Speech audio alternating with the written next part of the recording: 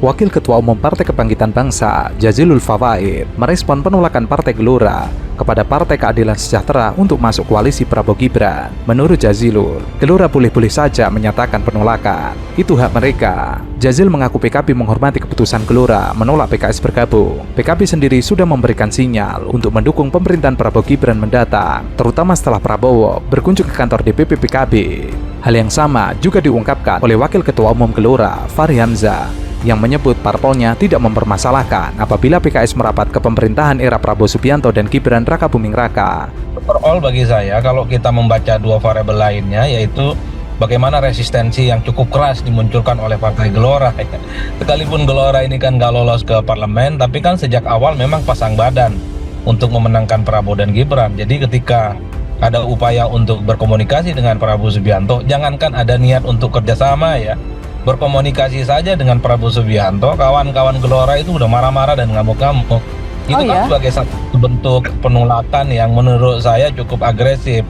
Ya mereka kan mempertanyakan tentang ideologi, mempertanyakan visi misi, mempertanyakan tentang komitmen yang dinilai ya berseberangan satu sama yang lainnya. Karena kan selama ini kawan-kawan PKS ini kan adalah partai politik baik pada level elit dan grassroots-nya paling terbuka menyerang Prabowo dan Gibran, mulai dari soal MK-MK, soal etika. Namun, masalah PKS bergabung atau tidak ke koalisi lebih kepada gagasan yang sebelumnya dibangun parpol tersebut. Ia mengatakan, masalahnya adalah lebih pada dirinya sendiri dan gagasan-gagasan yang selama ini seolah-olah sulit dikompromikan dengan siapapun. Fahri menyarankan PKS bisa berpikir matang dalam menentukan sikap politik terhadap pemerintahan mendatang. Itu sebaiknya PKS mengambil sedikit waktu untuk berpikir lebih mendalam tentang pikiran-pikiran dan gagasan-gagasan yang selama ini diusung, lalu menemukan argumen yang tepat untuk berada di luar pemerintahan. Karena kalah dalam pemilihan presiden yang lalu, ia menyebut kabar PKS merapat ke pemerintahan tidak pernah dimasalahkan parpol pendukung Prabowo Gibran pada Pilpres 2024. Sekali lagi, ia tidak ada masalahnya dengan partai lain, tetapi masalahnya adalah dengan pikiran-pikiran dan gagasan yang selama ini dianut, serta ideologinya juga berkaitan dengan sumber daya dari jaringan dan kader yang dimiliki, sehingga itu harus diambil sebagai persoalan PKS sendiri, bukan soal dari partai lain. Sebelumnya, Sekretaris Jenderal PKS, Abu Bakar Al-Habsyi atau Habib Abu, memberikan sinyal partainya siap bergabung ke pemerintahan Prabowo Gibran untuk 5 tahun ke depan. Jadi kalau menurut saya, PKS ini sekarang dalam posisi siap dengan segala situasi. Termasuk masuk ke pemerintahan juga? Termasuk juga. Begitu, masuk ya. Atau jadi oposisi? Masuk atau jadi oposisi. Atau masuk ditugaskan di oposisi, boleh semua. Lihat aja, tunggu waktunya. Dan jelas kita akan ciptakan silaturahmi ke semua pihak. Ya, bisa siapa saja yang memulai silakan saja. Tapi sudah ada ajakan untuk bertemu dulu, Pak? Pokoknya kita lihat saja tunggu, ya. Jadi sekarang ini kita berharap situasi setelah keputusan ini bagaimana kita pikirkan ke depan untuk membangun NKRI lebih baik lagi. Kita berpikir positif. Bapak aja pertemuan dengan Pak Prabowo. Ya sudahlah, kita ini semua nggak jauh-jauh beda, tipis lah. Artinya nanti kita lihat aja. Ya, usul ini kan dialog. Dialog ini kan berkembang situasinya, ya kan, dan sebagainya. Kita lihat, kita kalau memang masuk ya silakan saja kita masuk, kita juga nggak ada masalah. Komunikasi dengan Gerindra sampai sejauh ini kayak apa? Lancar, ketemu tadi selamat. Pak Prabowo ngasih salam. Abu menyebut PKS ingin berbuat sesuatu bagi bangsa Indonesia setelah PKS 2 periode berada di luar pemerintahan. Sementara itu, Direktur Eksekutif Indonesia, Ujang Komarudin mengatakan penolakan Partai Gelora terhadap PKS untuk masuk ke koalisi partai pendukung Prabowo Gibran karena persoalan masa lalu.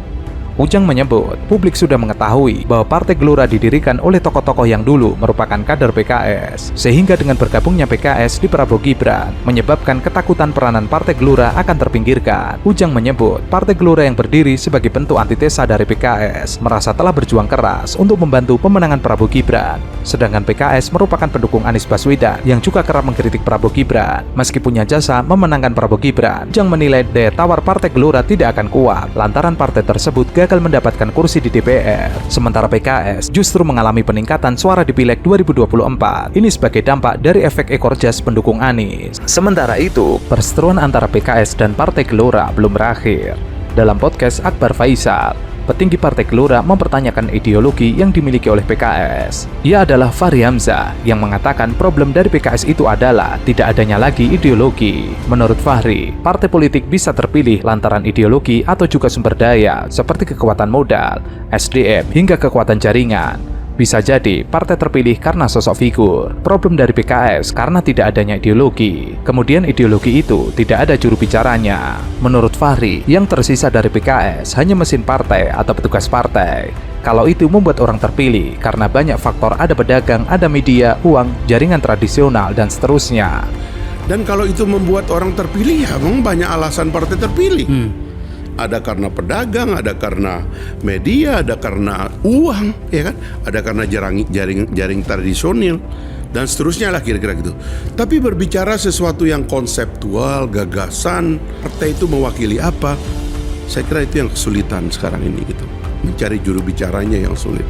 Karena pada Pilpres kali ini sistem Pilpres dan sebagainya, saya punya kritik banyak lah ya terhadap ini yang nanti kita harus kembalikan. Tapi dilalah kalau pakai bahasa orang Jawa itu, Pilpres kemarin itu ada 3 kandidat.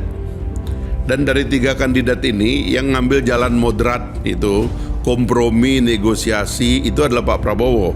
Karena dia mau bergabung dengan Pak Jokowi, lalu menciptakan 2 ekstrim, Bang. Ekstrim kiri diwakili oleh PDIP, yang saya kira sikapnya keras sampai sekarang. Dan ekstrim kanan yang tadi Bang Akbar bilang basis ideologi keras itu tadi itu ada di kanan gitu loh. Kenapa enggak yang di kanan ini yang dimotori oleh teman-teman PKS mengkonsolidasi gagasan kanan itu apa? Kalau mengatakan diri partai Islam misalnya kayak begitu ya, atau partai dakwah, itu apa? Coba itu rumuskan secara kuat, tunjukkan dan juru bicarai secara baik. Itu akan besar gunanya bagi bangsa kita, bagi mewakili perasaan masyarakat kita. Karena negara kita ini pernah partai komunisnya menang, sosialis menang, kiri menang. Coba ini kiri ini apa? Atau kalau mau disimplifikasi dengan Soekarnoisme itu apa? Coba ini kita bertarung gitu loh. Nanti kemudian yang menang ini Pak Prabowo dan kawan-kawan tentu akan rapat di dalam, kami tentu akan rapat. So gagasan kita ini apa? Apakah kita ini adalah Neo Orde Baru? Apakah Golkar, Gerindra ini sebenarnya Neo Orde Baru dimasuki oleh elemen-elemen Islam seperti Gelora ini adalah Neo Orde Baru? Berarti ini kembali kepada P3 dulunya adalah PKS, ya kan? PDI adalah PDIP. Fahri mengungkapkan pada Pilpres 2024 kemarin, ada 3 kandidat. Dari 3 kandidat itu, hanya Prabowo yang boleh terbilang moderat, sehingga memicu 2 sisi ekstrim. Sisi ekstrim kiri ada PDIP, dan sisi kanan ada PKS. Ia lalu mengatakan, kenapa yang kanan tidak ada konsolidasi gagasan kanan? Jika itu partai dakwah, maka partai dakwah itu apa? Tunjukkan konsep itu, sehingga berguna besar bagi bangsa. Pun demikian dengan partai kiri, kirinya apa? Kalau simplikasi Soekarnoisme, maka Soekarnoisme itu apa?